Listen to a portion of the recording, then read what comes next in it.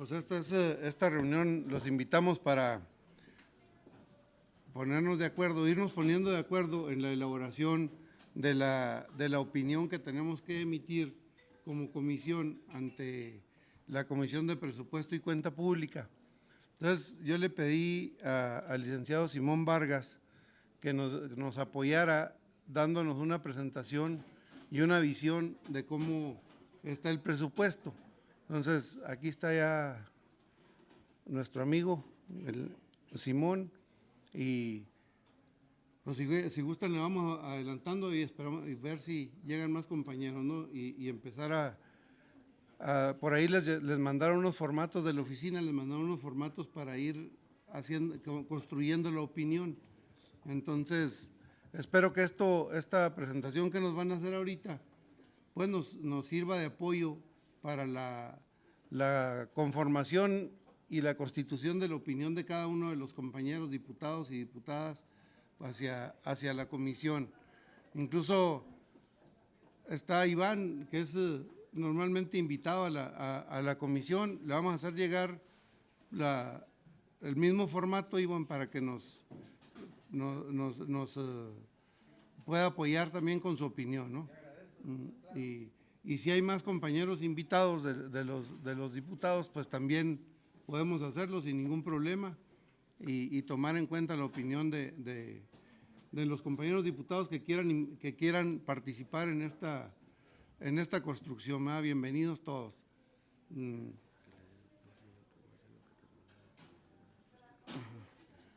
Entonces, tenemos que hasta el día último, creo, para presentar la opinión, el día primero. Entonces, pongámonos de acuerdo ahorita y nosotros estaríamos pensando, no sé cómo les parezca, que el próximo miércoles, que es 23, pudiéramos convocar a una sesión ordinaria para ver algunos temas de decretos que tenemos ahí pendientes o de dictámenes que tenemos pendientes y que a lo mejor pudiéramos ya en esa fecha, es miércoles, no tendríamos reunión y pudiéramos trabajar entre todos ya la construcción de la opinión, pero ya tener ya cada quien su respaldo, pues, de opinión, ¿no? Y entonces, ese es el motivo de esta reunión. Creo que nos puede ser útil a todos para irnos dando cuenta. Es una opinión, la verdad, muy complicada por lo mismo complicado que viene el presupuesto. Muchos programas del sector nuestro totalmente acotados, algunos otros programas que que normalmente en la comisión los hemos dejado pasar por alto, pero que también nos corresponde, ¿verdad? El tema de la educación en el medio rural, que pues prácticamente estamos abandonados. En el tema de salud, en el medio rural, los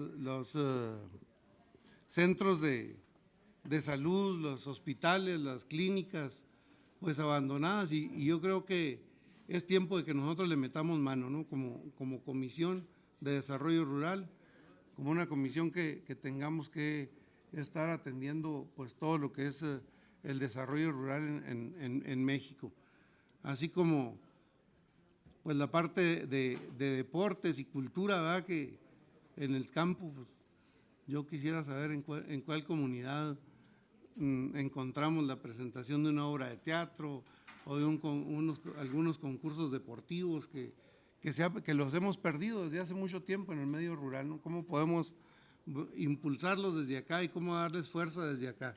Entonces, pues, compañeras, bienvenidas, vamos a iniciar. No sé si le pudieran pasar ahí un micrófono al licenciado Vargas para que nos apoye por ahí. Si hay, ¿cómo te gusta, licenciado? Si hay preguntas que nos vayan haciendo o al final, o ¿cómo prefieres? Como tú digas, diputado presidente. Nos hace la exposición y al final preguntamos, ¿sale? Claro, y con Órale. confianza, díganme, Simón, por favor. Adelante. Bueno, el diputado presidente me pidió que lo auxiliara en realizar un análisis de lo que autorizó la anterior legislatura del 2016 al 2018 al presupuesto de entonces Zagarpa y la comparativa con el presupuesto 2019 y el proyecto 2020. Para poderlo hacer comparable el gasto, lo que se hizo fue que se agregó el componente de Liconza, tanto para lo que es la adquisición de leche como el propio programa de distribución, así como Diconza, para que fuera comparable el presupuesto asignado al ramo 8, hoy SADER, ¿no? La primera gráfica es meramente ilustrarles que en el 2016 se autorizaron 89,728.4 millones de pesos, considerando el presupuesto del ramo 8 Zagarpa, más la parte de Liconza y Diconza, y que únicamente se ejercieron 81,516.9 millones, es decir, 8,211.5, el 9.2%, no se gastó en el 2016. Del 2016 ejercido a lo que autorizaron los diputados para 2017, otra vez lo disminuyeron en 6,018.5 millones para que quedara en 75,498, que es un 7.4%. Entonces, de lo que venía autorizado en 2016 a lo que se autorizó en 2017, pues traía ya un recorte de 14,220 millones de pesos. Posteriormente, en el ejercicio 2017, de estos 75,500 millones de pesos, únicamente se ejercieron 68,925.8 millones de pesos. Entonces, si observan, en 2 años, la reducción fue de 20,000 millones de pesos al gasto del sector campo. Posteriormente, para el 2018, incrementaron el presupuesto en 8,306 millones de pesos los entonces diputados de la anterior legislatura para que quedara en 77,231.9 millones de pesos, el 12.1% de incremento, y se ejercieron 76,748.9 millones de pesos, o sea, el 0.5% no se gastó, lo que indica que el 2018 fue un buen año en cuanto a la ejecución del gasto. Para ustedes, el presupuesto que autorizaron ya como legisladores el año pasado fue de 65,434.9 millones de pesos, que fue una disminución de 11,314 millones con respecto a lo que se ejerció en 2018. Al segundo trimestre, que son las cifras que tenemos por parte de la Secretaría de Hacienda en los informes trimestrales, ya lo modificaron en 65,503.9 millones, le agregaron 69 millones de pesos, pero esos 69 millones de pesos son para servicios personales. Y finalmente, en el proyecto 2020 que llega a esta Cámara, es de 46,253, que quiere decir que son 19,250 millones de pesos menos, el 29.4% a la baja, que si se compara con los 11,314, pues estamos hablando de 30,000 millones de pesos que trae de pérdida entre 2019 y lo que se espera para el año que entra. A lo mejor no se alcanzan a ver bien las cifras, pero estos son los programas presupuestarios que conforman el gasto de la Secretaría. Como pueden observar, los programas que ya desaparecen para 2020 es el K024, que son proyectos de infraestructura gubernamental, el K027, que es mantenimiento de infraestructura, que esto básicamente iba para las unidades productivas de los diversos estados. Asimismo, desaparecen el programa de concurrencia con las entidades federativas, que es el S240, que de venir de 2,000 millones el año pasado, ahora le están dando 0 pesos. De igual manera, el programa de productividad y competitividad agroalimentaria, de 1,298.4 millones que ustedes autorizaron para el presente año, para el próximo año se están otorgando 0 pesos. El programa de fomento ganadero, que traía 500 millones de pesos y que lo modificaron a 550 millones de pesos, ahora en la propuesta 2020 lo mandan en 0 pesos.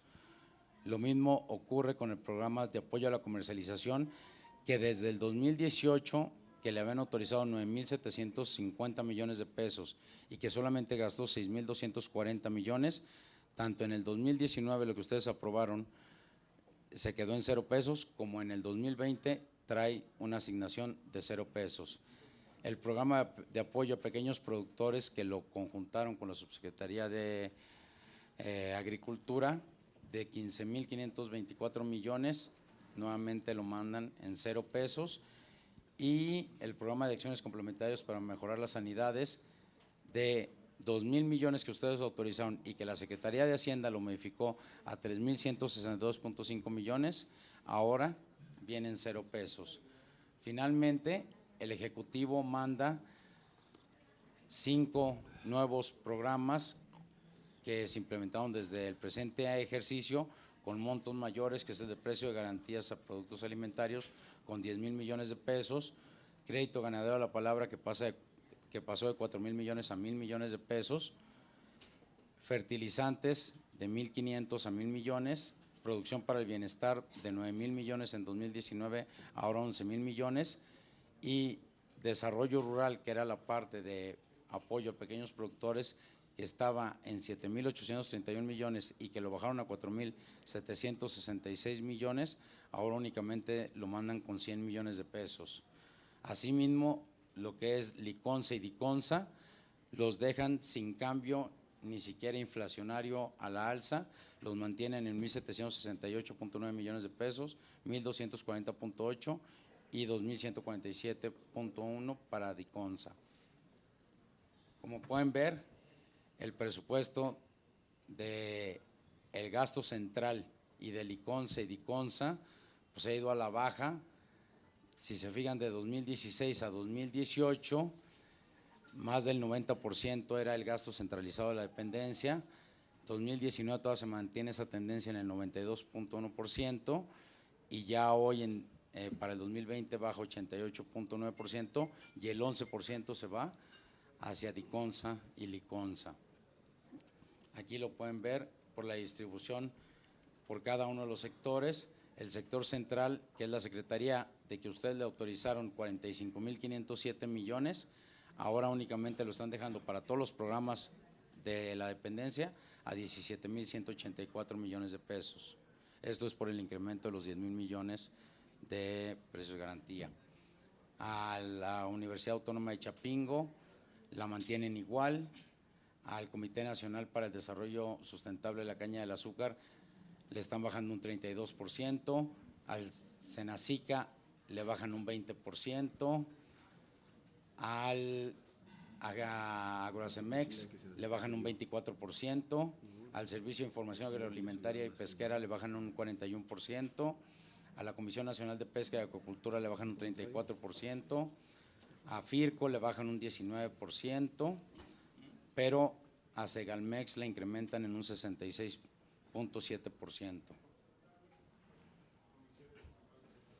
Como pueden ver, si observan de hacia abajo, hacia arriba, el capítulo 4,000, que eran los subsidios que llegaban a los estados y a los productores y agricultores y ganaderos, de estar arriba del 90%, ahora ya está en el 67% del gasto, y se incrementó el gasto en servicios personales del capítulo 1000 de 3,848.5 millones que se asignaban en 2016, hoy en día ya está en 7,861 millones, más del doble en servicios personales. Aquí se puede ver cómo el capítulo 1000 ha crecido desde 3,845 hasta los 7,861, y sin embargo el capítulo 4,000, que son las transferencias, asignaciones, subsidios y otras ayudas, baja de 178.2 millones, que fue lo modificado por Hacienda al segundo trimestre, a 27,715 en la propuesta que envió el Ejecutivo el pasado 8 de septiembre.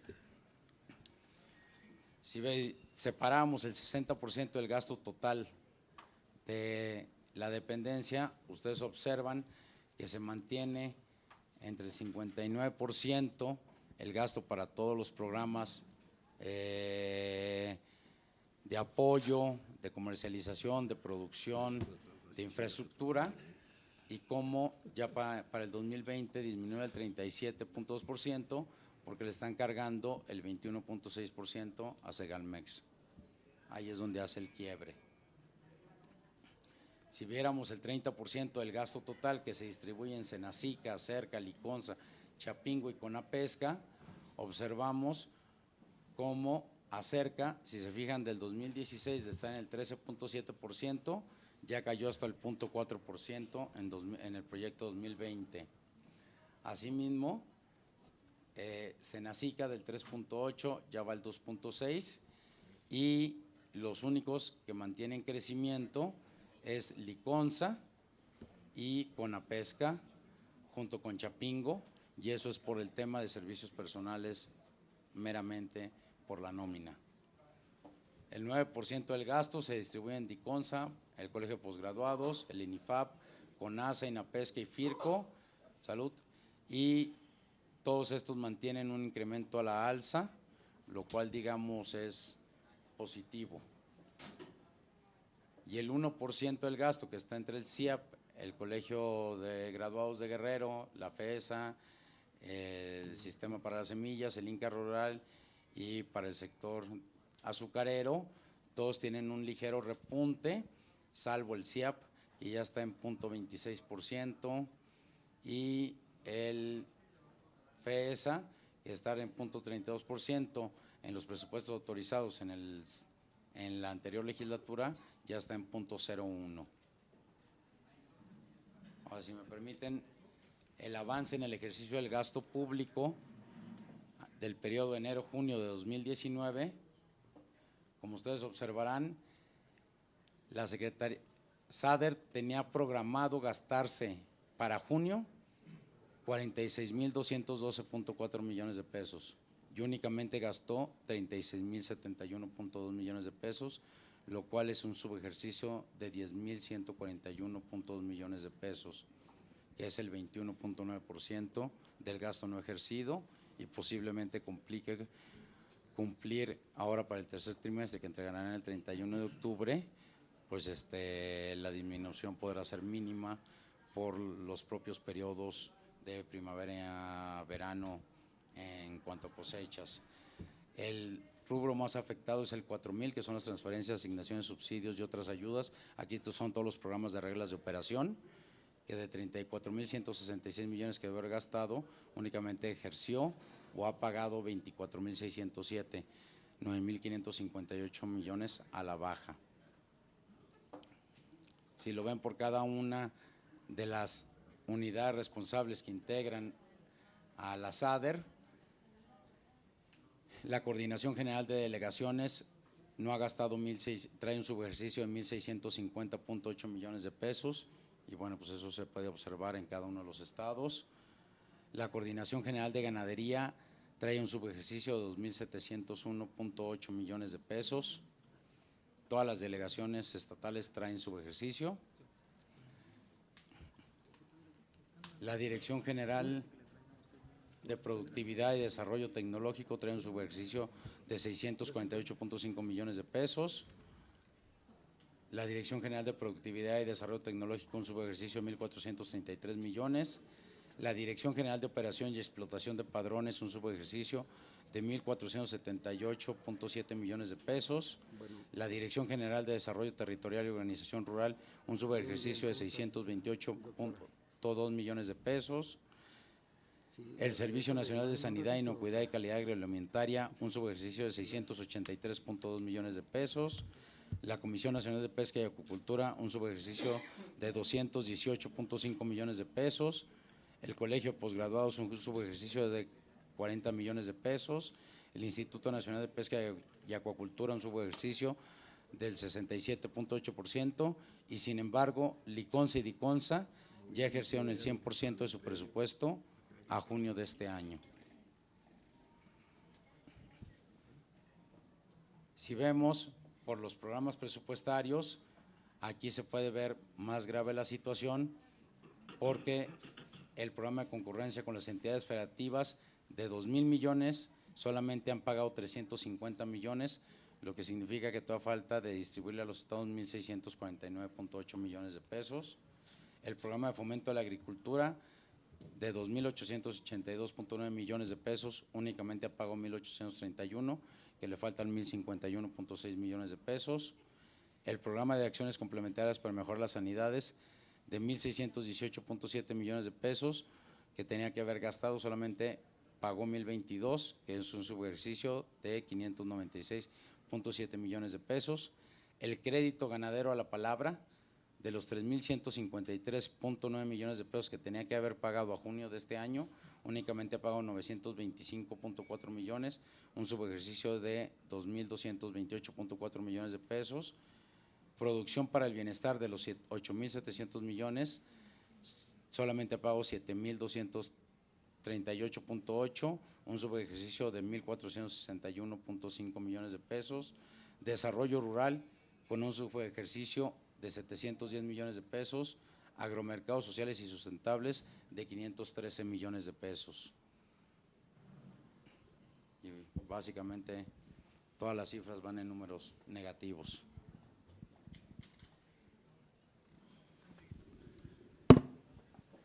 Pues bien, de acuerdo a la información que nos proporciona aquí Simón, pues es evidente pues que traemos un problema de gasto, ¿no? Y aunque el secretario dice, bueno, pues no tenemos su ejercicio, pues él dice, por ejemplo en ganadería, no tenemos su ejercicio porque los 2,000 y cacho de millones jamás nos los ha dado la Secretaría de Hacienda. Lo cierto es que ahí estaban programados y no se gastaron, ¿no? Entonces, en otros programas como el de desarrollo rural o el de agricultura, el de pesca, no se han ejercido en su totalidad porque no tienen personal para ejercerlo. Entonces, tenemos un grave problema de deterioro ahí con la planta administrativa de la Secretaría, ¿no? Entonces, esto es un asunto que lo tenemos que resolver, tenemos que ver si vamos a incrementar el gasto, que sería lo ideal, incrementar el gasto, incrementar el presupuesto, perdón. Entonces tenemos que garantizar que tengamos personal en la Secretaría para que ejerzan el recurso, ¿no? Porque si no, de nada nos va a servir nosotros hacer el esfuerzo para tener un presupuesto más importante y atender las necesidades básicas del campo, si no vamos a tener la manera de ejercerlo a través de la Secretaría. Esto es solamente con respecto a la Secretaría de SADER, pero si algunos compañeros quieren hacerle preguntas aquí a Simón, pues adelante, ¿no? Aquí. Sí, pues yo creo que las cifras son contundentes. La disminución de los recursos para el campo desde el 16. Desde el 80 la primera. 2016. Desde el 2016, de 89,000 millones de pesos a los 46,000 millones de pesos que se está planteando para el 2020, ¿no? En números, pues hay una disminución drástica. Si lo viéramos del punto de vista o del análisis de los programas y de los resultados que debería de haber en términos de la producción y la productividad que debería de haber en el campo, el empleo, el bienestar que debe haber en el campo, pues obviamente es otro tema que habría que analizar, y de entrada pues nos deja mal parados, ¿no?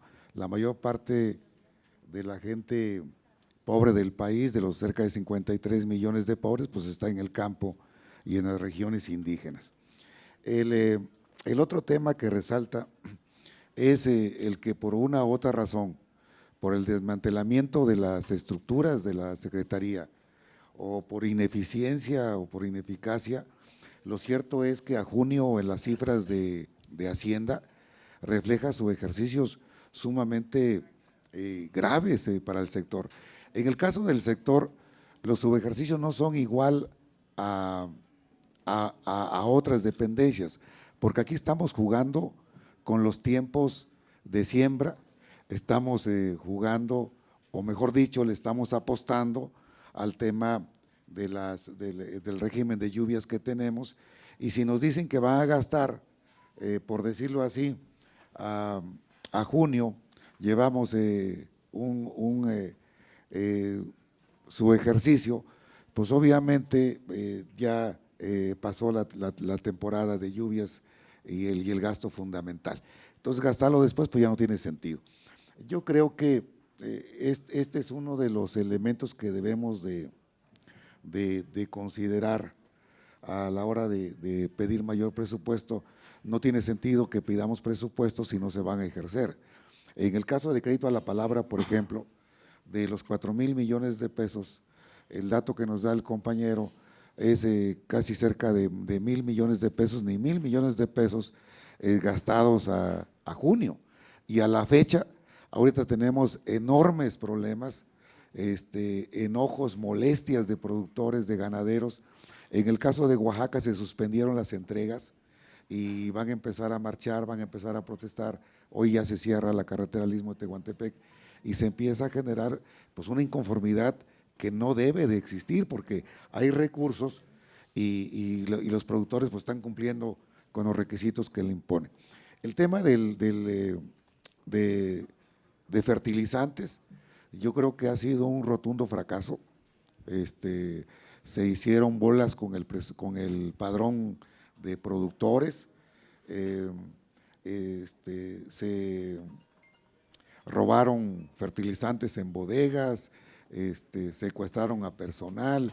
Bueno, hay una historia ahí que creo que es más negativa que positiva. Y para este año, de los 1,500 millones de pesos, siendo un programa que podría enlazarse con asistencia técnica y generar mayor productividad en el caso de los básicos, le quitan 500 millones de pesos.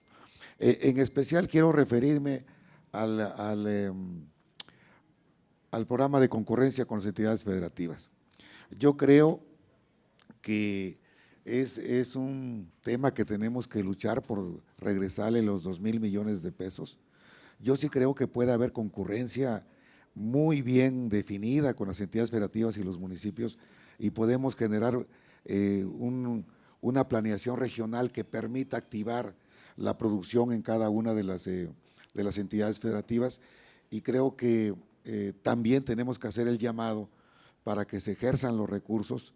Los datos que nos da el compañero a junio, nada más se habían dispersado cerca de 300 millones de pesos, si no me tengo mal memoria, y de los 2,000 millones de pesos, 300 millones, faltarían 1,700 millones de pesos para ejercerse, ¿no?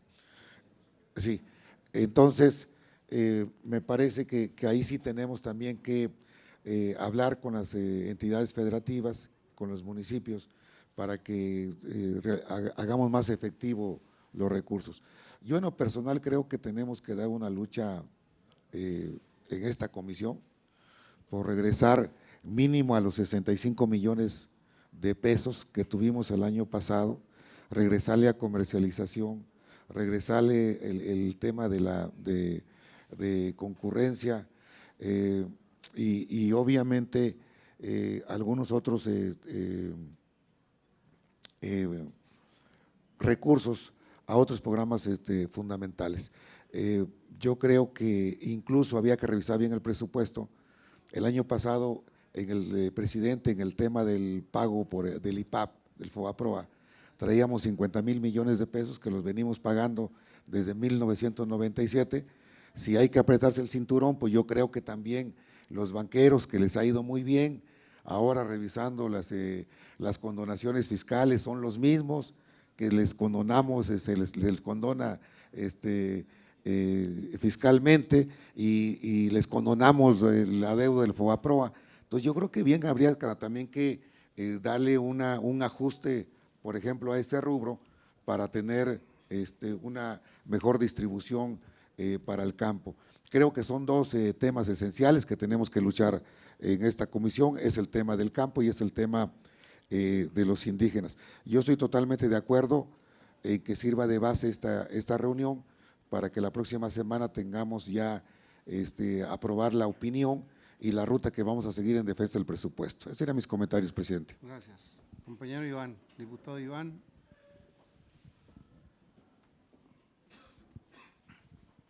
Buenos días. Bueno, es preocupante, ¿no? Eso sí, yo creo que todos estamos preocupados por este tema. Lo que sí, yo sí les pediría, por ejemplo, estas cifras están atrasadas, están a junio, ya ha pasado 4 meses más. Habría que actualizar y ver efectivamente cómo va. Ese es el primer comentario. El segundo es que aquí hace 15 días estuvo el secretario y bajo cuestionamiento de su ejercicio dijo que no había, que llevaba ejercido el 80% y que en los meses restantes se iba a ejercer el resto y que no, la Secretaría iba a cerrar sin su ejercicio.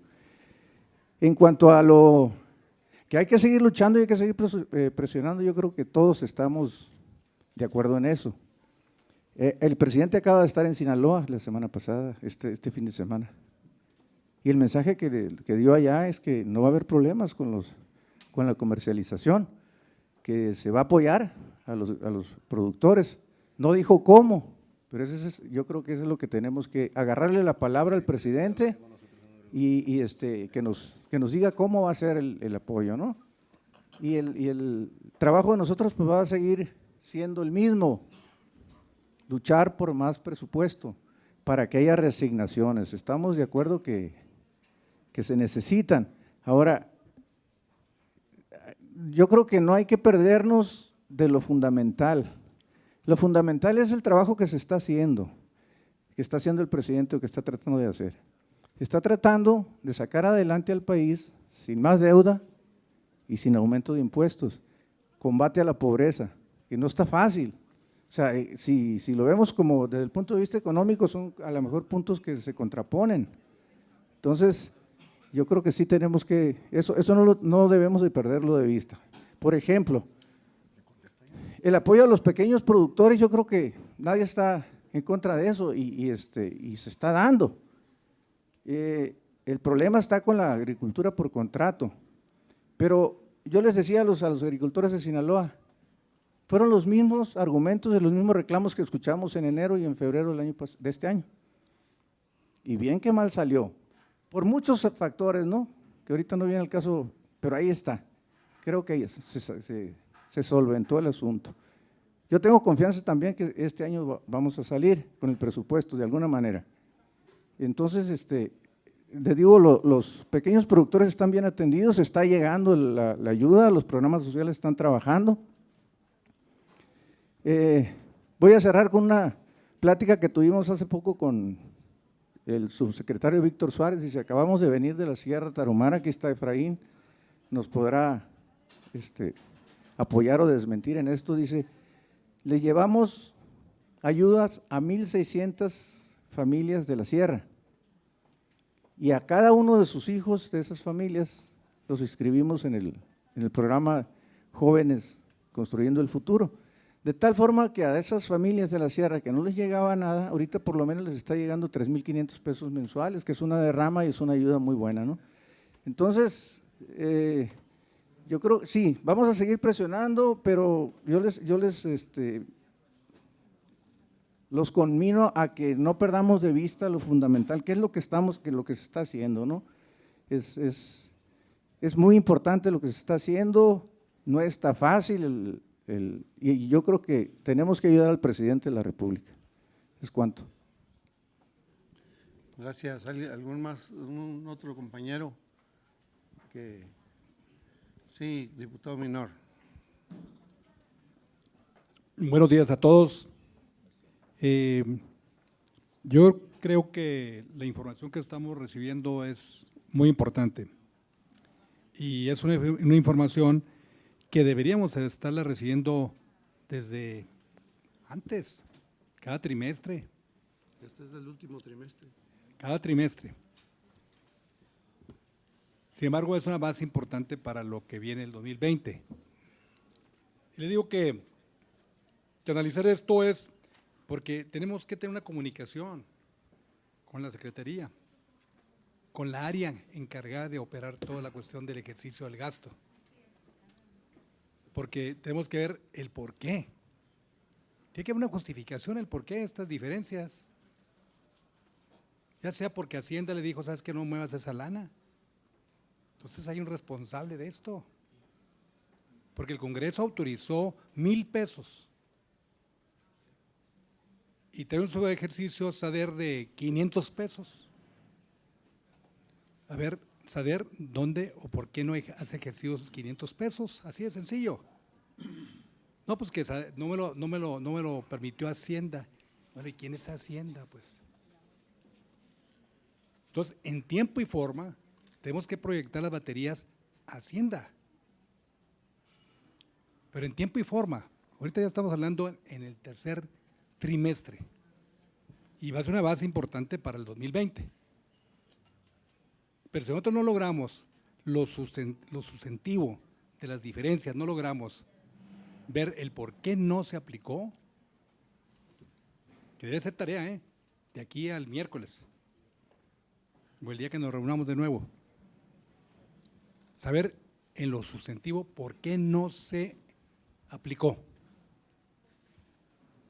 ¿Quién tiene la responsabilidad? Porque tiene que haber un responsable. Yo creo que las normas del ejercicio del presupuesto tiene que haber una responsabilidad de quien no ejerce el presupuesto también.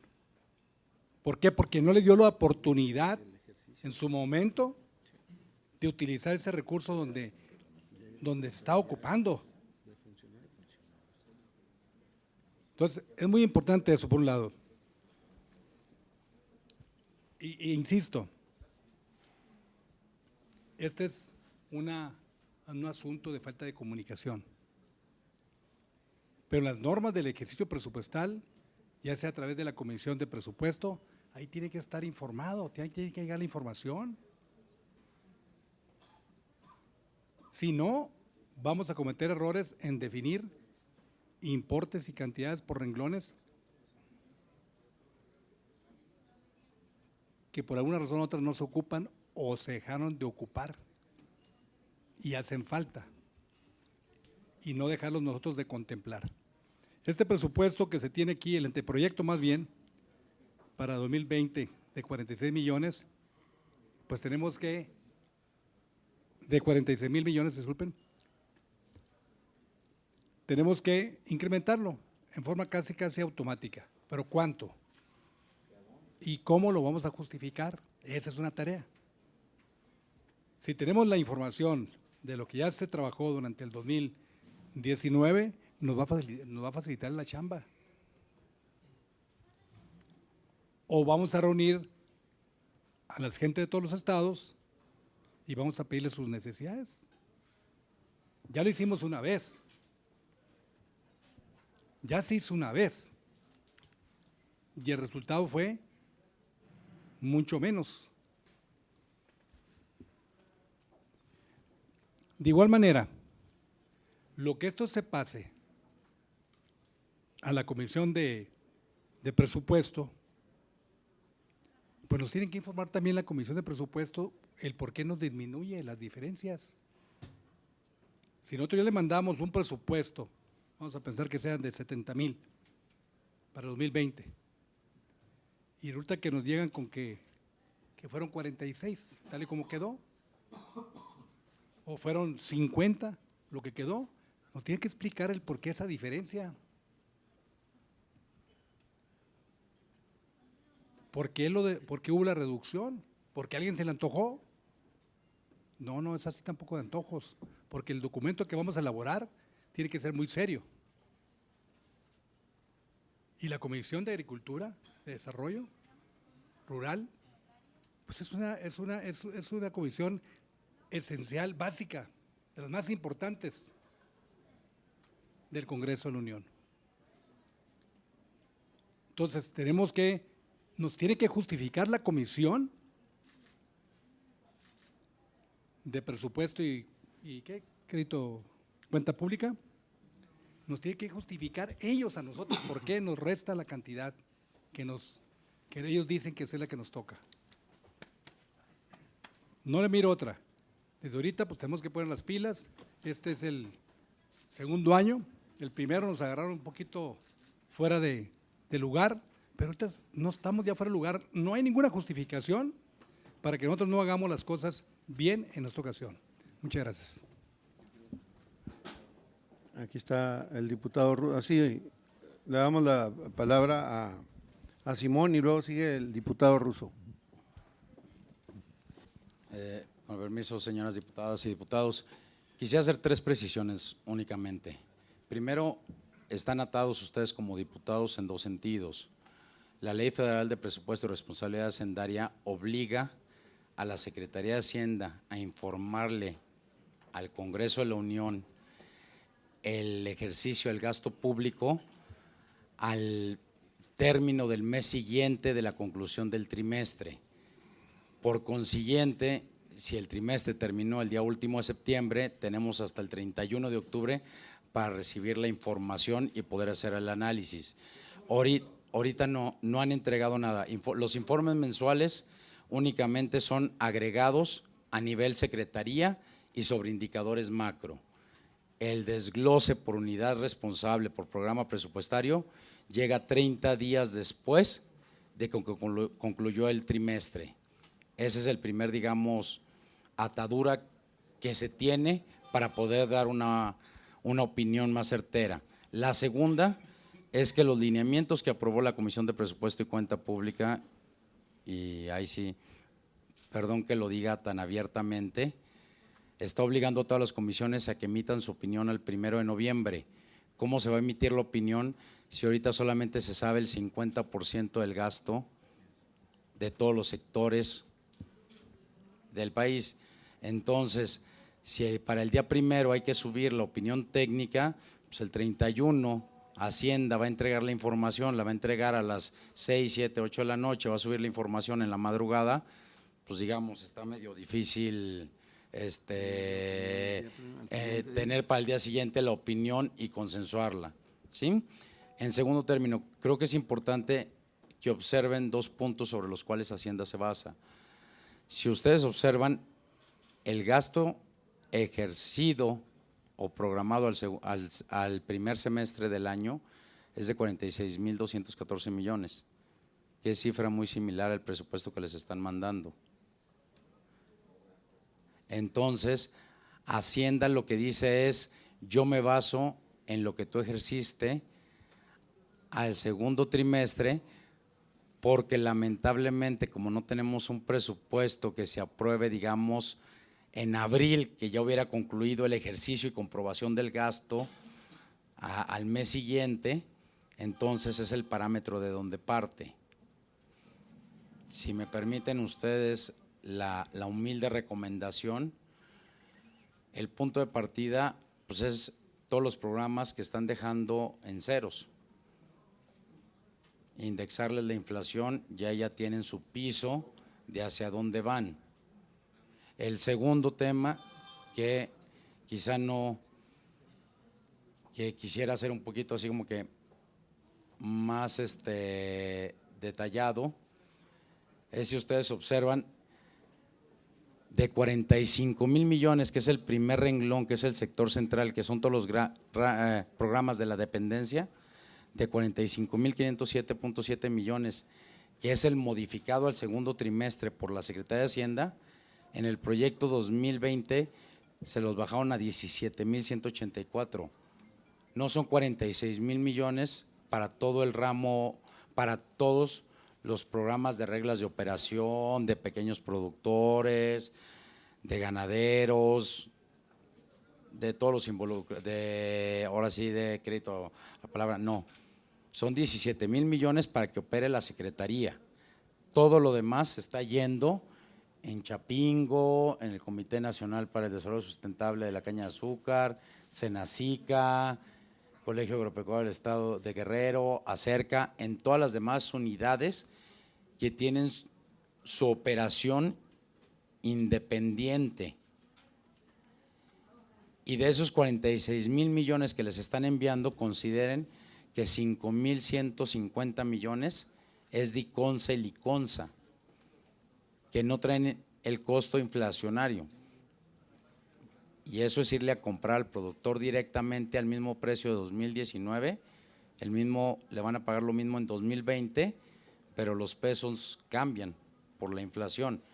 Entonces yo creo que el tema central aquí es que traen 17,000 millones de pesos únicamente para el sector campo, de lo que implica la ejecución de todos los programas para los periodos primavera, verano y otoño y invierno. Creo que ese dato, digo, se los quise dar así como que rápido, pero podemos ir desmenuzando esto hasta donde ustedes determinen y donde el diputado presidente me permita participar. Gracias. Aquí está este. Bueno, ahí está. Miren, el año pasado, y yo insisto mucho con ese tema, yo recuerdo muy claro que lo que atemperó los ánimos no fueron los 8,000 millones que se lograron después de jaloneo y tomas y todo eso. Yo recuerdo que un ingrediente que atemperó los ánimos y que causó efecto en el criterio de los productores que se regresaron a sus estados fue la promesa de que el segundo año iba a ser mucho mejor. Hubo una explicación, nos decían que porque recibieron la hacienda muy lastimada y que se ocupaba que todo el mundo hiciera ese pequeño esfuerzo y que los anteriores, lo que ustedes ven todos los días ahí en el pleno, que los anteriores eran lo peor de lo peor y que ahora con un año de disciplina y austeridad iba a sobrar. Entonces, eso parece que se olvidó, el ingrediente fue ese, que el segundo año iba a venir mucho mejor. El lunes pasado hubo un foro en Ciudad Obregón, donde hubo gente de Chihuahua, de Tamaulipas, de Sinaloa, de Mexicali. Ese foro así se llamaba, Análisis del impacto del presupuesto 2020 en el sector agropecuario. Organismos convocaban. Y llegó una delegación que se sentó ahí en la primera fila, llegó una delegación de Sinaloa. Y la delegación de Sinaloa, al final de los expositores, uno de ellos pidió la palabra. No recuerdo el nombre, seguramente si Iván lo hubiera visto supiera quién es. Pero no estaba ni siquiera en el orden del día, pero se sintieron con la necesidad de tomar la palabra. Y pues claro que se les dio el espacio. Puedo averiguar el nombre. Y sube y nos platicó justamente la visita del presidente a Sinaloa. Hizo una relatoría de hechos de cómo, primero, que desde que se enteraron del presupuesto, se sentaron con su gobernador. Y que cuando llegó el presidente, trataron de manera infructuosa por todas las vías de tener un acercamiento con él, y que como no lo pudieron tener, lo interceptaron en una caseta de cobro. Y que en la caseta de cobro le sacaron unas pocas de palabras de 5 minutos y no lograron ni que se bajara a la puerta. Yo estoy diciendo lo que dijo la gente de Sinaloa en ese foro, hay videos. Y que terminaron pues desilusionados y con poca esperanza, ¿no? Yo lo que creo es que cuando el dinero que se le da directo a la gente se llama impuesto negativo, los economistas así lo manejan, es un impuesto negativo. Y la teoría de los impuestos negativos es que son temporales, que son nomás para reencauzar o vitaminar a alguien y que le puedas quitar las rueditas a la bicicleta y siga andando solo. No deben de ser para quedarse. Entonces yo no pensar que una política que lleva allá a la Sierra Tarahumara sueldos de 3,000 pesos, yo creo que con un buen campo y con un buen estímulo no los necesitarían. El chiste es que no los necesiten a la brevedad, pues. No lo deben de necesitar, ¿no? Celebrar que hacen eso mochando y debilitando la posibilidad de que el sector por sí solo marche, pues a la postre a lo mejor trae control electoral, pero al país no creo que le convenga mucho. Entonces, Yo lo que me quedo fue todos aquellos argumentos que tuvimos el año pasado de que el segundo año iba a ser mejor. Dice Salvador que hay que ver a dónde, pues no creo que falte a dónde meterle más presupuesto, dónde se necesite más. Este es el segundo año. Termina este presupuesto y en el tercero nos estamos yendo. Vayan preparándose para ver a la gente en sus tierras y en sus distritos. Eso es lo que tengo que decir. ¿Algún otro compañero? Miren, hacer una pequeña reflexión, compañeros. De los 46 mil millones de pesos que nos proponen en el presupuesto, solamente 17 mil, 16 mil millones de pesos podemos invertir en el campo, porque lo demás ya tiene dueños. O sea, una parte es lo de Sembrando para el Bienestar, otra parte son lo de Diconsa, Liconsa, que tienen padrones y ya tienen cuánto le van a comprar de leche a cada productor y a quién se la van a repartir. Está también ahí el programa de precios de garantía, que aquí es donde está trabada un poco la comunicación. O sea, nos dicen, es que ya tienen los precios de garantía. Sí, lo que pasa es de que lo tiene un sector muy pequeño de la población rural. O sea, solamente tienen el apoyo en precios de garantía aquellos agricultores que tienen hasta 5 hectáreas, ¿verdad? Y que levantan menos de 20 toneladas. Y bueno, tenemos otro sector en el medio rural que tienen más de 20 hectáreas y que levantan, no sé, en un promedio de 300, 500 toneladas de sorgo, por ejemplo, en Tamaulipas, y decirles, bueno, en Tamaulipas es la zona principalmente donde se produce sorgo y es la zona donde se producen oleaginosas, sobre todo soya, ¿no? Y ahí no tenemos a ningún productor, a ninguno, en todo el estado, que tenga acceso a los precios de garantía. Luego podemos pasar a Sinaloa.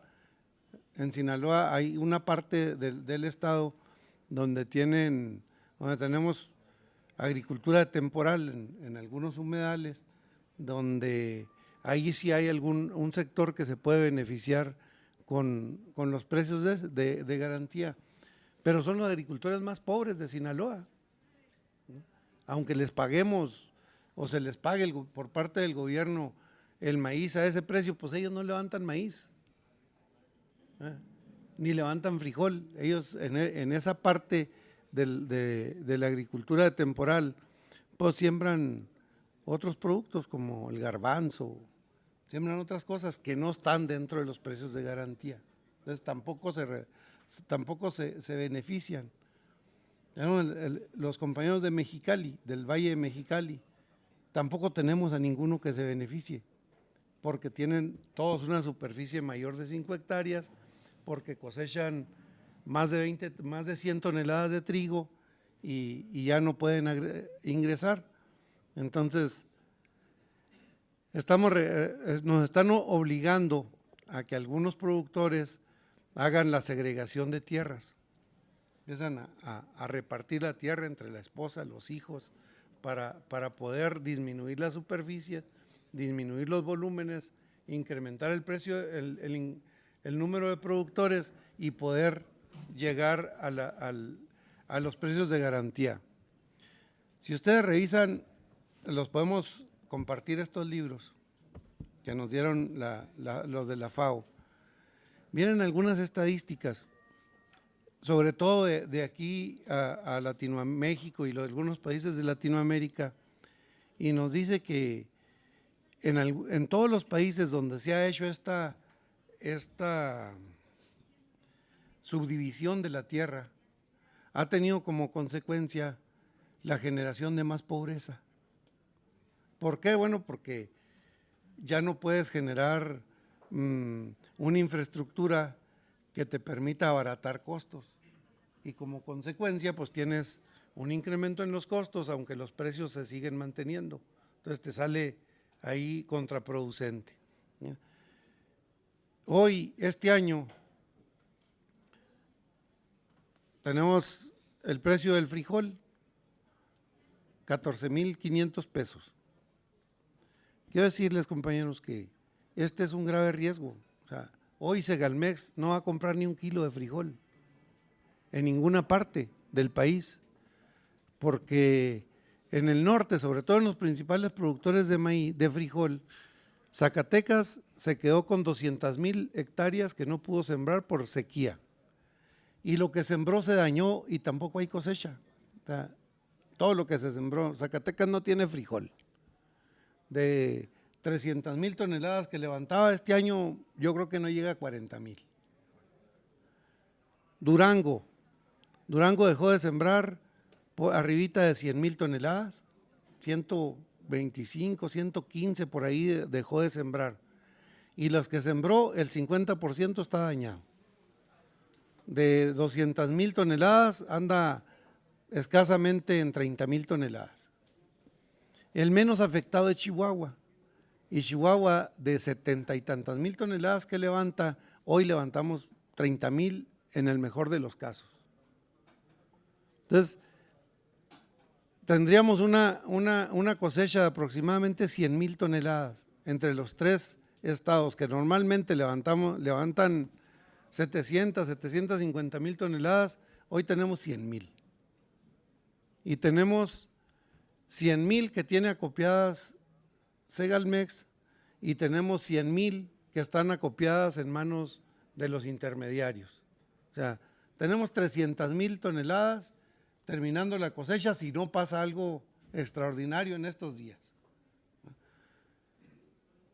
El consumo del país de frijol anda arriba de 1,000,000 de toneladas, pero nomás tenemos 300,000.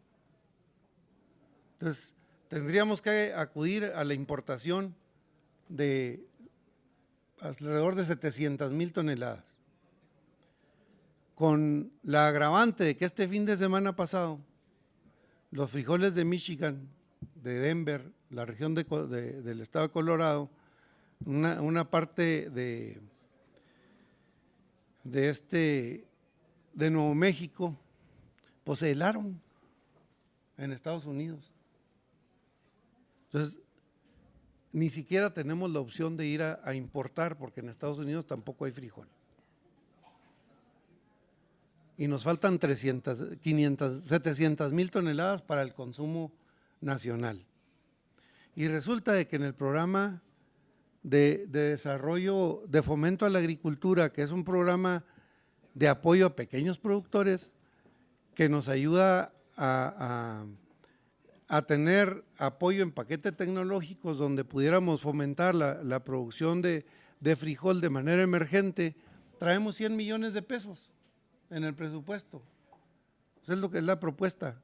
Entonces, con 100 millones de pesos no alcanza ni para echar gasolina para ir a hacer la planeación en los estados que nos pueden ayudar a resolver el problema de abasto nacional, que pudiera ser Tamaulipas con alguna parte que se puede reconvertir a la siembra de frijol.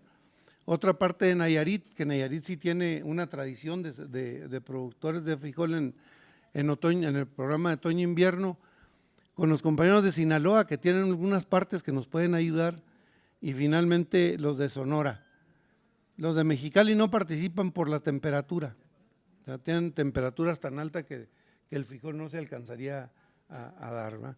Entonces, tenemos un problema de abasto y entonces el frijol va a tender a subirse. De un precio que traía hace un año de 9 pesos en Zacatecas, ahorita anda a 17 pesos. Posiblemente se vaya a 20 o poco más de 20. Y entonces los consumidores les va a llegar a 40, 50 pesos el frijol. Totalmente fuera del alcance de los consumidores. Y entonces, con este presupuesto, pues no podemos enfrentar esta situación. y con los precios de garantía que tiene Segalmex de 14,500 pesos la tonelada, pues discúlpeme, pero ahora no va a comprar ni un grano, ¿no? Porque los productores tienen la posibilidad de venderlo a 17 por fuera. Y los coyotes van a volver a ser amos y señores en el manejo del frijol. De nada nos van a servir los 10,000 millones de pesos que estamos poniendo ahí si no tenemos una estrategia de cómo resolver el problema de los productores, pero también del abasto a los consumidores. Entonces, eso es con relación al frijol, que tenemos un grave riesgo. Por otro lado, decirles que, bueno, la producción, los productores que sacan frijol en estos 3 estados, lo único que les ha ayudado es que la mayor parte están en los ejidos y comunidades, y los ejidos están dotados de a 20 hectáreas, pero no hay ningún productor que siembre 20 hectáreas, o sea, todo el mundo le renta al vecino, al tío, al primo, al amigo, le renta las tierras, pero finalmente los hacemos productores porque los inscribimos en el programa y vendemos el frijol a nombre de ellos, pero estamos violando pues el reglamento y las reglas del programa de precios de garantía. Cuando los buenos tiempos de Conasupo llegó a tal grado la parte de la corrupción, y creo que ahora no estamos exentos a la parte de corrupción, de tal manera que en un año México llegó a pagar 1.39 veces el valor de la producción de frijol. O sea, compramos más frijol en 0.39 veces que lo que realmente existía. Hoy nos han dicho la Segalmex, que es un programa para apoyo a los pequeños productores y que están atendiendo con los precios de garantía a los pequeños productores. Yo tengo la información de una empresa que se llama Gramilpa de Sinaloa, que Segalmex le compró 63,000 toneladas. También otra empresa que se llama Red Campesina, Segalmex le compró 30,000 toneladas. La Sarcelius, una sociedad de producción rural, le compró 25,000. A Granos Patrón le compró 23,000. A Adipsa le compró 20,000. A Gobernatura Indígena le compró 20,000. Y a Comercializadora Columbia le compró 15,000. Estas son las pequeñas. Yo tengo información de que a Gruma y a otra empresa, se me fue el nombre, a Cargill les compró mucho más. Pero además, estas empresas, cuando le compraron a los productores el maíz, les cobraron 150 pesos por almacenamiento. Entonces, si yo le vendo al diputado Russo mi maíz, y si él lo quiere meter abajo en la cama o lo quiere meter donde quiera, por mí no tiene ningún problema, lo puede meter donde él quiera, pero es de él, ¿verdad? Yo no tengo por qué pagarle el almacenamiento. Bueno, pues hicieron eso y a pesar de muchas denuncias, de mucho diálogo que tuvimos el profesor, la compañera, yo con el secretario y con la gente de SADER, no pasó nada. La verdad es que no pasó nada. Entonces, del maíz que le quitaron los 150 pesos a nuestros compañeros para almacenamiento, terminaron vendiéndoselo a Segalmex. Entonces, esta es una complicación que nosotros tenemos que verla y bueno, hay una manera de que nosotros tenemos la obligación de velar por nuestros compañeros, por los productores, chiquitos y grandes, por todo el mundo tenemos que velar, ¿verdad? Y como dice el presidente, tenemos que privilegiar la atención a los pequeños. Pero también es muy difícil asimilar que cuando un pequeño productor va a vender sus 5 toneladas de frijol, se pongan en la fila de Segalmex y lleguen los analistas y le digan, si no me das 500 pesos o 1,500 pesos, no entras a la fila. O sea, hasta ese grado ha llegado la corrupción aquí en Segalmex. O sea, sí es un asunto totalmente preocupante. Todavía. O sea, eso no hay vacuna. No hay vacuna todavía contra eso y bueno, está una cosa terrible ahí en el manejo de este asunto. Decirles, compañeros, ya para terminar esta información, que más que todo es una información que todos debemos tener. En este fin de semana se helaron también 30 millones de toneladas de maíz en Estados Unidos. Bueno, ese es el cálculo. Como el frío se extendió a otros estados de la Unión Americana, entonces se prevé que los 30 millones se queden chiquitos, que sea mucho más lo que se heló de maíz. Entonces tendremos un incremento en los precios del maíz en México y en el mundo, y tendremos un incremento en el precio del trigo y tendremos un incremento en el precio del sorgo de Tamaulipas. Entonces, todo esto nos va a colocar a nosotros contra la espada y la pared, porque por un lado los precios a los productores se van a subir, pero también se van a subir los precios a los consumidores y vamos a tener que importar de todas maneras. Hay alguna información que nos refleja un incremento que se ha venido dando en la importación de maíces, pero eso no nos pega en la parte alimentaria, porque eso que se está importando es maíz amarillo y todo eso se va a la engorda de ganado bovino o porcícola y a las aves. O sea, por eso se ha dado el incremento, porque México, bueno, ustedes han visto en estos últimos días, ha habido mucha información de que México importa 1 millón de cabezas de ganado de Centroamérica a México, con muchas irregularidades, pero finalmente aquí les tenemos que dar comida a ese 1 millón de cabezas de ganado y las tenemos que engordar y las tenemos que procesar y finalmente es empleo que se da aquí y es un crecimiento económico en algunas regiones de nuestro país.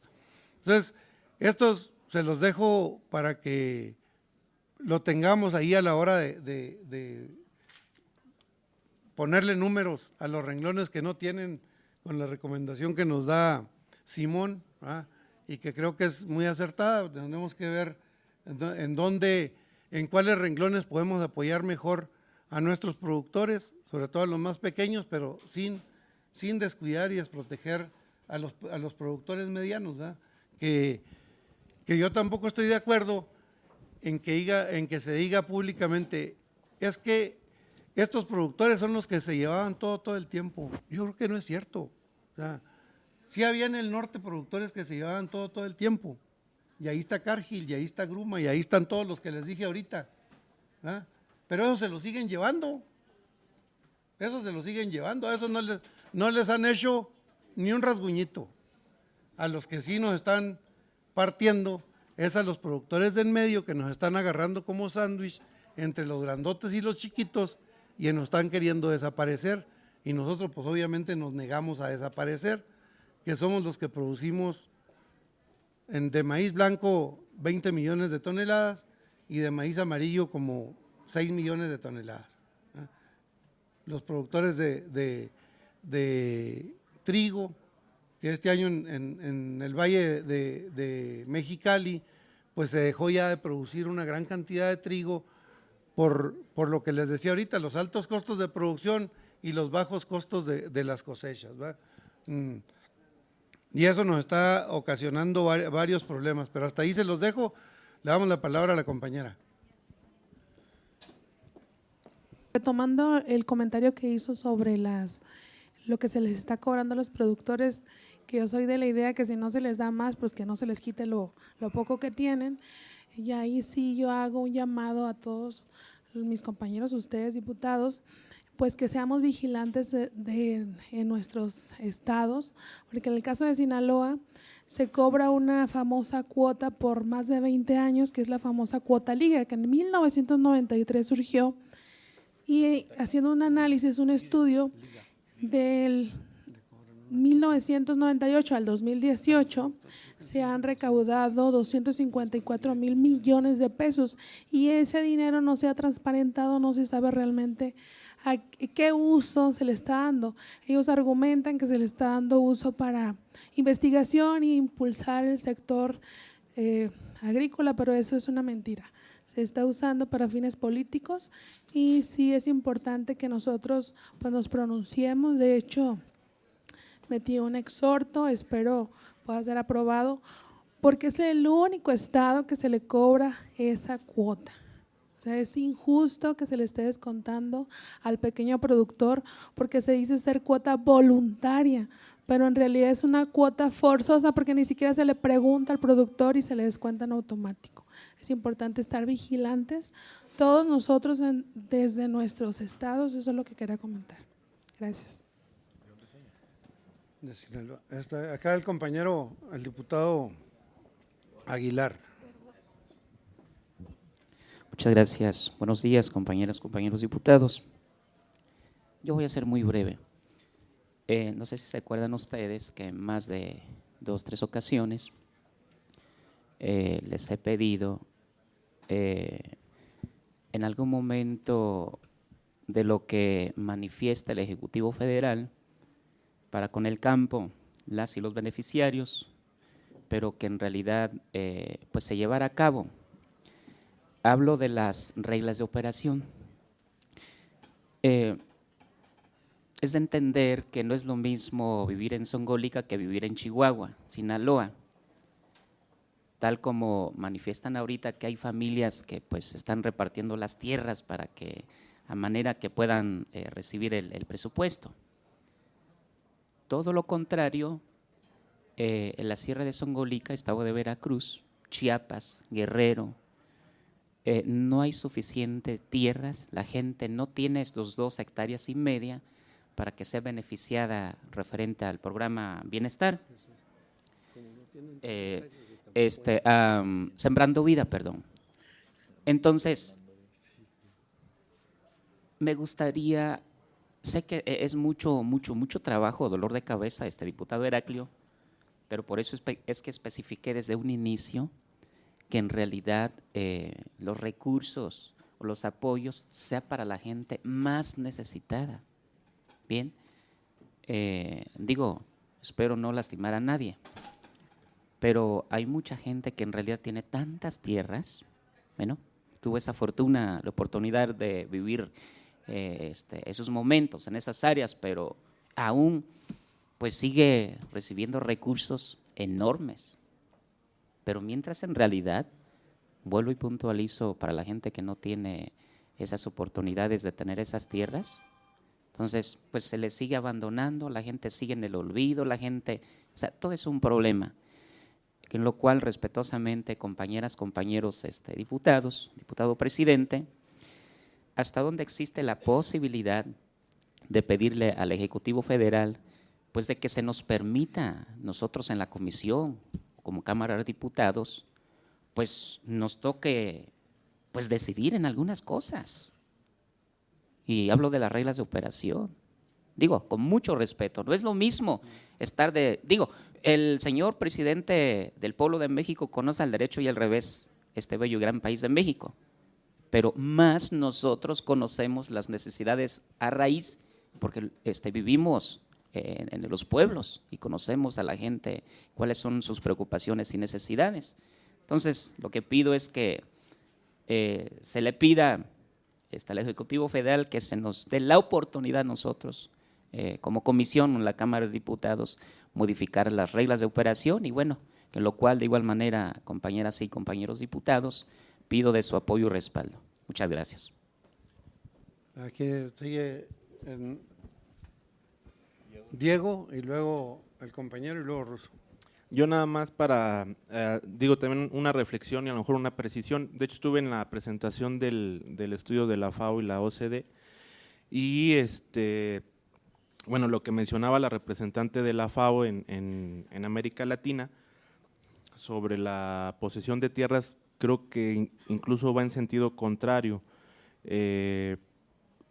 Producción de alimentos y mayor productividad por hectárea, mayor rendimiento, no significa combate al hambre. Cuando más se han producido alimentos, más ha crecido el hambre en el mundo. ¿Y esto por qué es? Pues porque no se cuida la parte de producir con inclusión. Aquí tengo los datos de quiénes generan empleo rural en México, predios de hasta 2 hectáreas el 39% a nivel nacional, predios de 2 a 5 hectáreas 24%, predios de 5 a 20 hectáreas 24.6% y predios de más de 20 hectáreas 12% apenas.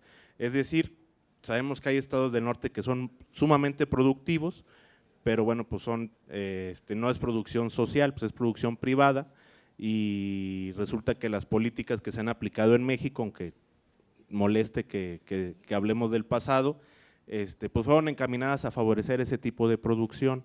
Creo que esa producción es importante, que se tiene que proteger, que se tiene que conservar, pero que también se tiene que ver a los estados del sureste qué efectos causó ese tipo de políticas, ¿no?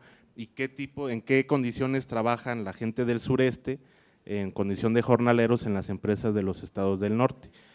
Yo entiendo que hay empresas que sí les dan un trato digno, pero también ha habido casos documentados de que los jornaleros viven en condiciones completamente inhumanas, ¿no? Entonces, creo que a pesar de una serie de políticas que se han aplicado encaminadas a eliminar la agricultura campesina, que sobre todo ha pegado a los estados del sur, pues sigue habiendo economía campesina, sigue habiendo producción campesina, que a lo mejor no tiene los rendimientos ni la tecnología de la agricultura del norte, pero que sí significa, pues aunque sea el sustento alimenticio de las comunidades y el arraigo de la gente a la tierra.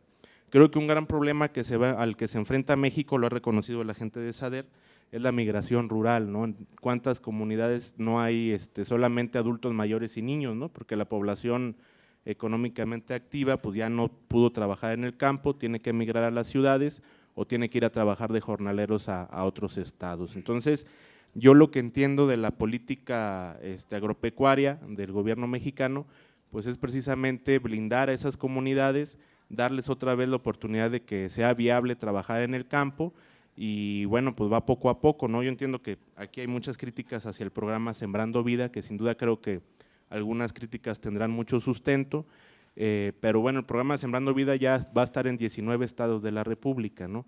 Y es un programa que yo le veo mucho futuro porque rescata también la figura del extensionista rural, ¿no? Que les va a dar acompañamiento técnico a las comunidades, que aparte van a tener un técnico social que les va a ayudar a constituirse en cajas de ahorro, en cooperativas. Esta María Luisa Albores le sabe, ella viene de una cooperativa de Tosepan Titataniski en la Sierra Norte de Puebla, que es la cooperativa más exitosa del país de venta de cacao, no, de café y de pimienta. Entonces, también, yo entiendo que en la comisión la mayoría de los diputados representamos estados del norte en los que la agricultura es distinta, pero creo que en ese sentido va la política agropecuaria, ¿no? De blindar a las pequeñas comunidades, de blindar a la economía campesina, que tiene una lógica distinta, ¿no? Una lógica distinta a la del mercado, que digo, también se puede ir pensando en cómo hacerlos crecer, en cómo hacerlos más productivos, pero de entrada es una forma de evitar la migración y evitar pues todos los problemas sociales que traen el abandono del sector rural, sobre todo del sureste del país. E insisto, el otro tema sería que revisáramos también la situación de los jornaleros. Por ahí el presidente me había dicho de ciertos lugares donde creo que tienen un buen salario, que tienen un trato digno, pero creo que no es la generalidad. Creo que sigue habiendo muchos abusos y creo que abandonar las culturas, las regiones, pues ya de por sí es algo que impacta a las comunidades, y más si se siguen dando este tipo de abusos. Yo les pediría si el análisis nos lo pueden socializar del presupuesto, creo que es interesante, pero insisto, creo que hay que ver la estrategia general, que sin duda tiene muchas deficiencias, como decían ahorita, la corrupción no se acaba por decreto, sigue habiendo no me queda la menor duda, entre los mandos medios del gobierno puede seguir habiendo corrupción, pero insisto, creo que la estrategia va en ese sentido, ¿no? Va en el sentido de sí ser productivos, sí alcanzar soberanía alimentaria, pero de la mano de los campesinos, empezando por los de pequeña producción, ¿no? Los dos objetivos pues son objetivos que se pueden estar cubriendo en el mediano plazo, porque estas situaciones pues son situaciones ampliamente profundas en la realidad mexicana, y que además hay que tomar en cuenta, como ya lo comentó el diputado Diego del Bosque, México es un universo agrícola extraordinariamente diverso, las realidades son absolutamente distintas en las diversas regiones. Esto implica pues que hagamos un análisis regionalizado de las cosas, pero además que entendamos el problema en lo global. Yo considero, a pesar de que es un tema extremadamente complejo, que podamos hacer un análisis viéndolo desde las áreas de oportunidad, más desde las fallas.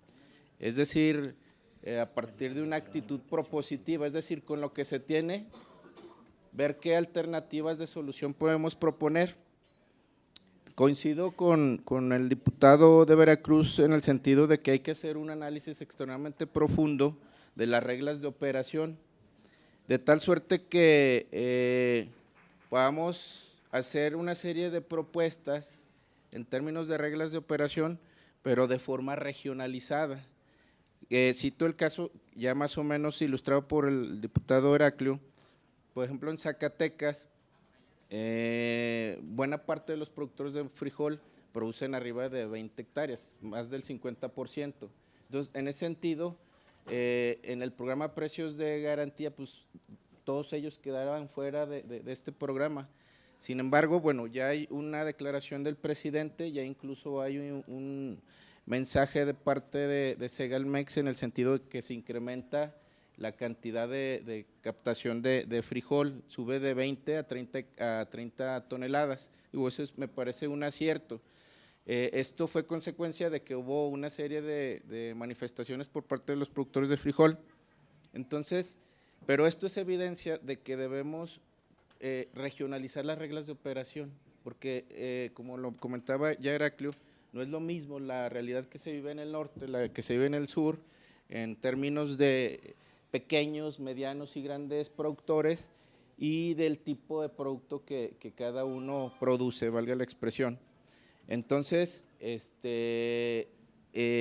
es una primera propuesta, que analicemos a profundidad las reglas de operación, y para ello valdría la pena establecer mesas de trabajo por producto y quizá por región. Sé que esto no es data minuta, no es cualquier cosa, pero me parece que eso nos permitiría, como ya lo dije, a partir de lo que se tiene, que a mí me parece que la política agrícola del gobierno de la Cuarta Transformación, a pesar de que ha sufrido una serie de impedimentos, una serie de circunstancias, pues va finalmente a lograr los objetivos: reducción de la pobreza, establecimiento de la autosuficiencia alimentaria, pero eso va a ser en el mediano plazo. Entonces, incidir en estas reglas de operación y que de esta manera pues vamos corrigiendo los errores, los tropiezos, las ineficacias que se han dado. Desde luego señalar el asunto de la corrupción en mandos medios, no podemos estar permitiendo que se den ese tipo de prácticas, y máxime en el gobierno que se ha comprometido a abolir la corrupción. Y ya por último, para cerrar, propongo que tratemos de rescatar el dictamen de la ley de protección del maíz nativo. Entiendo que hay una serie de dictámenes previos de la misma importancia. Sin embargo, pues es cuestión de que nosotros exijamos a la coordinación que tanto esos dictámenes o algunos de esos dictámenes como el de la ley de protección del maíz nativo puedan avanzar. A mí me parece primordial, sobre todo por el tema de que no podemos permitir que México, siendo el país de origen de esta planta milenaria, se dé el lujo de permitir que sea corrompida, que sea contaminada. Es cuanto. Buen día, gracias. Gracias. A ver, yo quisiera insistir en algo porque siento que nos perdemos en un criterio. Ese sofisma que se ha insistido, porque no es otra cosa más que un sofisma, entre el chico y el grande, que porque esté grande se afecte el chico. Eso no hay error más caro que nos va a salir que seguir creyendo esa historia. Ocupamos producción de alimentos donde se pueda dar. ¿O qué tontos son entonces los canadienses y los norteamericanos? Pues que ni por aquí les ha pasado la gran estrategia de las 5 hectáreas, hombre, qué bárbaro. Ni les ha pasado lo de la Junta. Deberían de ahorrarse los tractorones que fabrican. Se ocupa eficiencia. Y si la madre naturaleza decidió que la vocación de la tierra para ser más eficiente para unas cosas está en un lado y para otras cosas está en otro lado, no debemos reñir con la vocación de la tierra. Ese asunto de reducir la pobreza, generando pobreza, lo están haciendo con precisión quirúrgica, porque yo te voy a platicar lo que está pasando allá. Acaba de haber, insisto, un foro. El 53% del Valle del Yaqui es ejidal. Es gente que tuvo las ideologías y que tuvo esto y que alcanzó ese producto terminado de lo que quieren iniciar ahora con el pequeñito. Ellos ya iniciaron con esa ideología y ahora ninguno de ellos tiene en su estrategia regresarse a esas pequeñas superficies porque no hay un punto de equilibrio que lo hace factible o no, que se justifica para que echen a volar todo el proceso de producción y sea rentable. Ahorita es mucha la gente que está desesperada porque ya no va a poder rentar su tierra.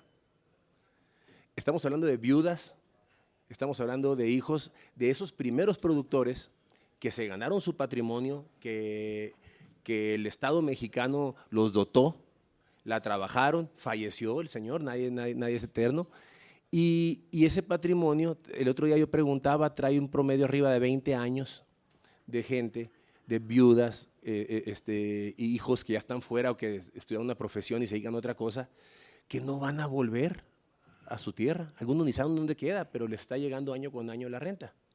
No tienen un tornillo, menos un tractor. ¿Cómo los vas a echar a volar?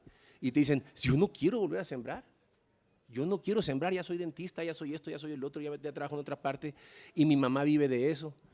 Y el contratista, que es una persona que fue un modelo que fue evolucionando con justicia del Estado mexicano, que trabajó con disciplina y con tesón, y en lugar de estar orgullosos de ellos, hijuela, te superaste. No embonas con zapata, vas para abajo.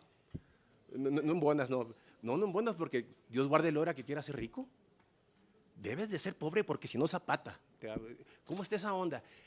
El profesor Nabolato debe saber cuántos casos de ejidatarios que le dieron y se fregaron y se machacaron con los hijos y compraron una picapona.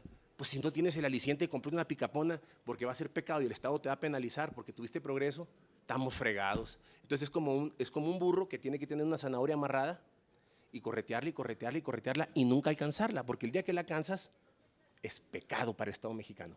No se vale crecer. Entonces, qué tontos son entonces los europeos, los canadienses y los norteamericanos que no entienden el modelo exitoso que tenemos aquí.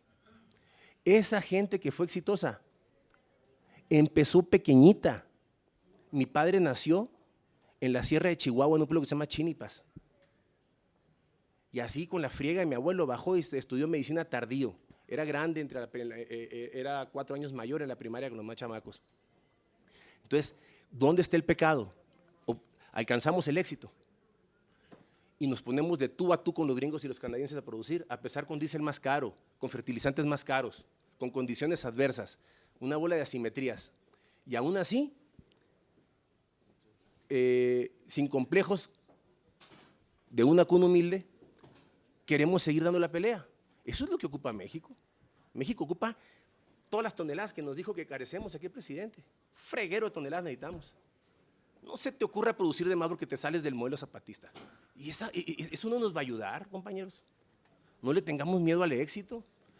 Cualquier gobierno decente, por supuesto que debe aspirar a estrechar esa diferencia entre el más rico y el más pobre. Claro que sí, al máximo. Pero que el punto de encuentro sea en la decente bonanza, no en la pobreza, no en la miseria, no contra piches. Entonces, eso es porque me saco de onda cuando dicen eso. La vocación para generar un freguero de grano está acá. Y reducir la pobreza, castigando al que lo está haciendo bien, va a ser generar más pobreza. Por lo pronto, ahorita ya hay mucha gente que no va a poder sembrar, no va a poder rentar su tierra. A ver si les mandan una tarjetita para allá también. Compañero, el diputado Juan Martín y luego Rocha. Perdón. Y luego Bueno, a lo mejor dentro de otro tema, en temas generales, no sé si han visto los videos que están circulando de Eugenio Derbez y que está haciendo una labor pésima en contra de los ganaderos, bueno, propiamente el producto de la leche, y nuestro compañero presidente de la Comisión de Ganadería, Lalo Ron, ayer levantó la voz desde su curul, y yo quiero invitarlos a todos ustedes a que hagamos lo mismo, a que dentro de nuestras redes sociales podamos respaldar a nuestros ganaderos, porque esos videos pues están invitando a todo el mundo a no consumir leche ni sus derivados. Yo creo que las idioteces de Derbez son resultado de no conocer el esfuerzo, el sacrificio que pasan nuestros ganaderos para podernos otorgar la leche. Entonces yo quiero invitarlos a todos los de esta comisión a que nos sumemos, a que nos pronunciemos, y invitar también al presidente a hacer un pronunciamiento en contra de estas expresiones de este actor que pareciera que está haciendo sus sketches de comedia, pero son una realidad, ¿verdad? Entonces invitarlos a sumarnos a defender a nuestros ganaderos de todo el país. Muchas gracias. Gracias. Muy buenos días. Bueno, prácticamente hasta para ser un poco breve, porque a lo mejor ya algunos estamos cansados, coincido, si no plenamente, en la mayor parte de lo que expresó mi amigo el diputado de Zacatecas. Me ganó las palabras, qué bueno, me ahorró trabajo. Coincido en que debe haber, claro que lo hay por la vocación de la tierra, aquí lo acaban de decir, claro que hay dos tipos de agricultura. Y una de ellas es la de los maíces nativos. Tenemos que defenderlos a capa y espada, porque si hay el riesgo de que alguien lo patente de otros países, los chinos son muy buenos para eso. Bueno, totalmente de acuerdo con usted, compadre. Bueno, por otro lado, desde luego, también hay que apoyar para que esto se incremente el presupuesto. Naturalmente jamás voy a estar en contra. Bueno, traigo algo pues simpático, a lo mejor a mí se me hace, con relación a la apicultura. Sabemos que Segalmex sí se le está dando algo de interés, están atrasados con muchos programas, pero ya tenemos un logro ya casi a la puerta de la casa. Este 23 tenemos una reunión de apicultores nacional en Aguascalientes, están todos invitados y todas.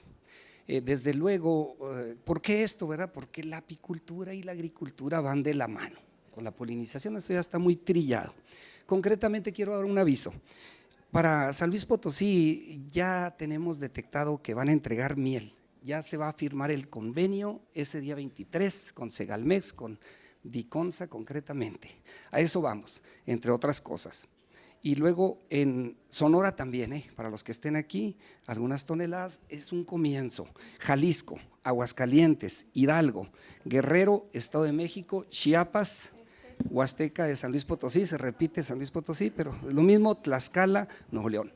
Quedamos un poquito fuera de donde está la subcomisión de ganadería, apicultura, y no creemos justo en el caso de Veracruz, en el caso de Chihuahua desde luego, y en el caso de Tlaxcala, pero ya hablamos y nos van a aumentar otras 200 toneladas para recibirnos de miel.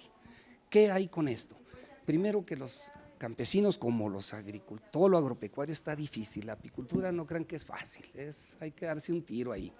Y entonces resulta que ya de perdido se va a colocar la miel. A estos estados que les acabo de avisar, con toda confianza, hay que cacaraquearlo, como luego se dice, y ahí los esperamos. Son 600 toneladas las que nos van a recibir para la canasta básica. Excelente, yo creo, es un comienzo, es poco para el país, pero es mucho para lo que estamos acostumbrados a recibir. Eso es todo, invitados todos y muchas gracias. Profesor.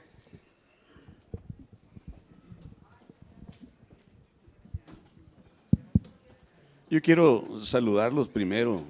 Veo en cada participación el mismo sentimiento de tristeza y de impotencia. Veo un poquito enrarecido la cuestión del ambiente, en la cuestión de lo que hay, ¿no? Porque estamos viendo de verdad hacia el distrito donde venimos.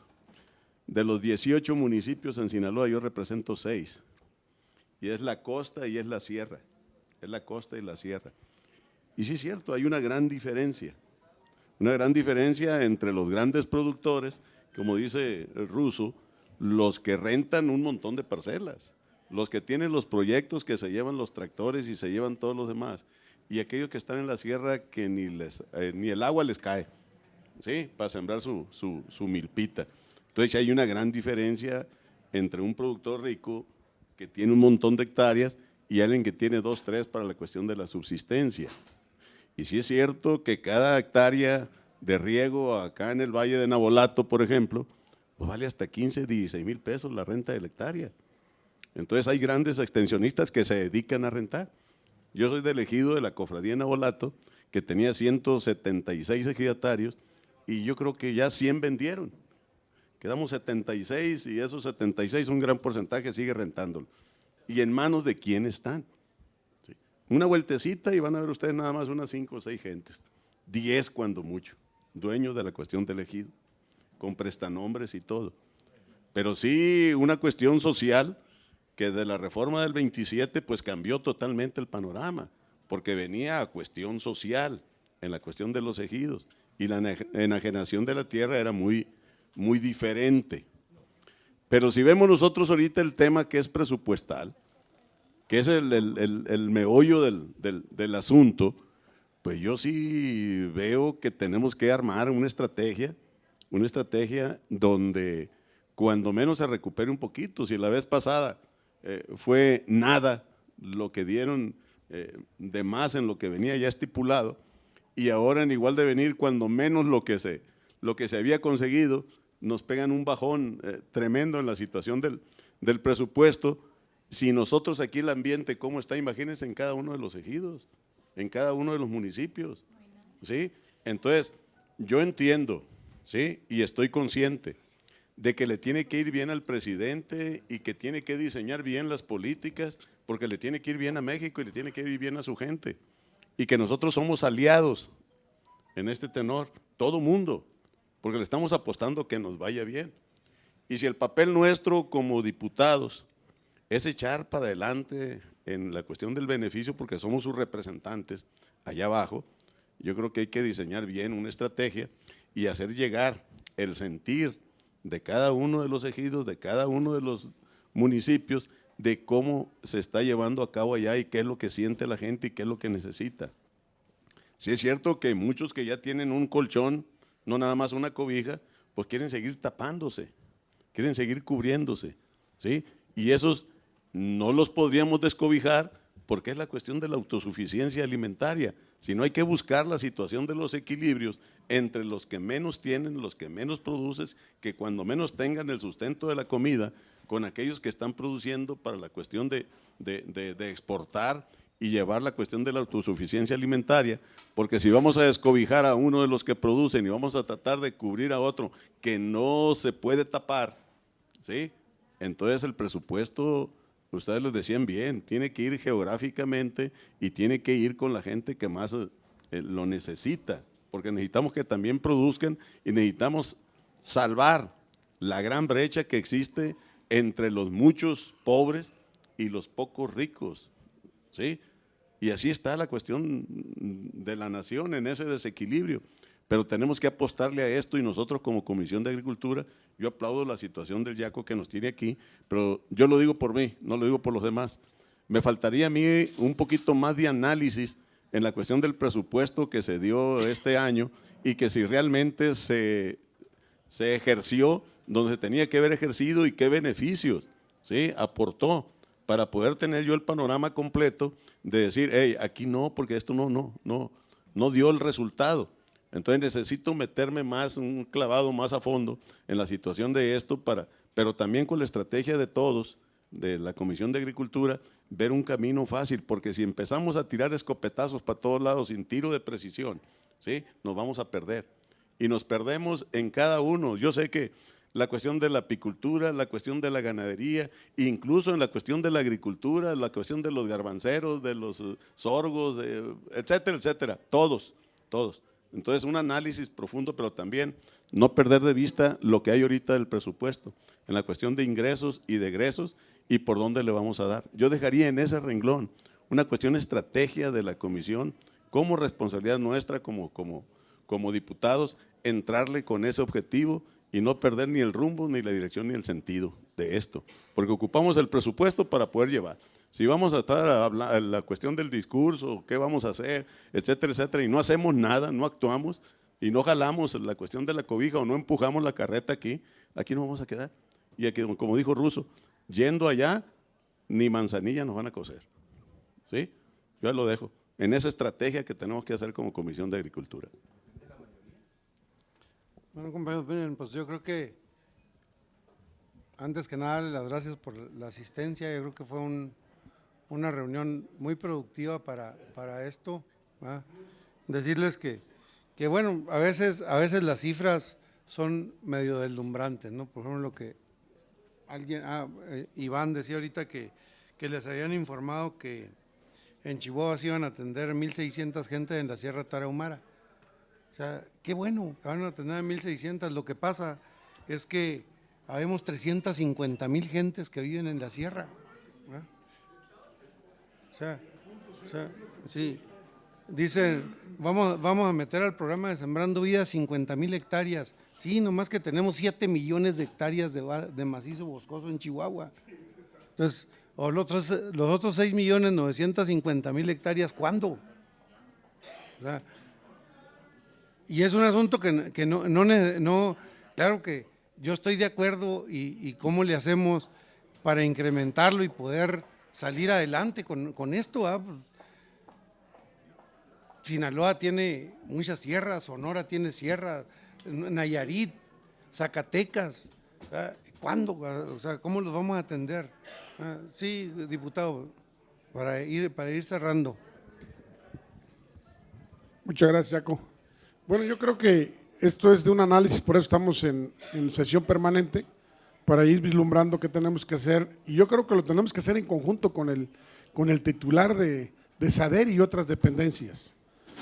Mire, yo creo que el propio secretario tendrá que saber y entender que somos sus aliados, que tenemos que ir construyendo un presupuesto que nos permita direccionar la agricultura, la ganadería. Yo quiero decirte algo, un tema que me trae más preocupado, el tema de concurrencia con todos los estados, 0 pesos. Entonces dejas en stop a todos los productores rurales, a los más pobres del país, no les vas a dar nada. Y ahora yo decía en mi participación que la gran preocupación es que tenemos una gran sequía que azotó a 14 estados del país, una sequía severa, que ayer fue sequía, pero que mañana va a ser hambruna, que va a ser un problema social, y no estamos tomando ninguna decisión para poder coadyuvar con estos 14 estados del país. Yo te pongo un ejemplo, San Luis tenemos 20,000 hectáreas que no vamos a producir caña, generan 500,000 jornales de trabajo. ¿Qué vamos a hacer con esa gente que no le vamos a generar su jornal de trabajo? Yo creo que no le podemos mandar una tarjeta de Navidad, no le vamos a poder mandar nada, sino hacer algo. Entonces yo creo que ahí lo más importante es trabajar como lo estás haciendo. Te felicito a ti y a todos los compañeros integrantes de esta comisión, y qué bueno que hay gente de la propia SADER, porque en conjunto tenemos que ir vislumbrando qué acciones tenemos que realizar para que antes de que se tome la decisión de votar este presupuesto, mejoremos los recursos económicos destinados al campo de México. Es cuanto. Bueno, compañero, entonces damos por terminada esta reunión, pero sigue abierta la reunión para el tema de presupuesto, y ahorita, a lo mejor más tarde, les llegará una convocatoria para la reunión del próximo miércoles y ver algunos dictámenes pendientes. Gracias, compañeros. Gracias, presidente.